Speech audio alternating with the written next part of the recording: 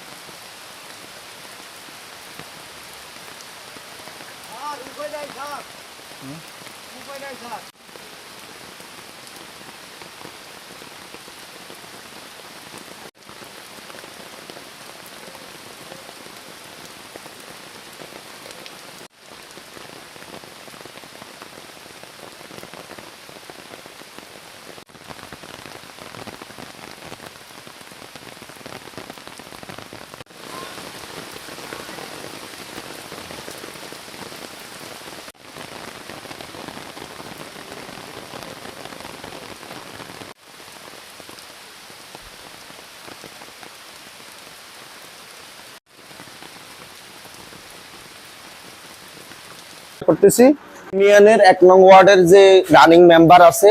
উনি দুইবারের মেম্বার কথাগুলো উঠাইছে রোডের ব্যাপারে ইটের ব্যাপারে এগুলা সম্পূর্ণ মিথ্যা কথা ডাউন করতে হবে এই কারণে বিভিন্ন কথাগুলো সরাইতেছে তো করে উচিত বিচার চাই এখানে কাজ করব কন্ট্রাক্টরে তাড়াতাড়ি কাজটা ধরব এই বিদায় আমরা এই রাস্তায় যে সোলিংয়ের কাজটা হয়েছে সোলিংয়ের জন্য যে ইটগুলো দিছে এটা কন্ট্রাক্টরের কাজ ধরব এই বিদায় আমরা এই ইটগুলি রাস্তার পাশে উঠে রাখছি এটা যে কোনো কাজে সামাজিক কাজে পরবর্তীতে আমরা ব্যবহার করি।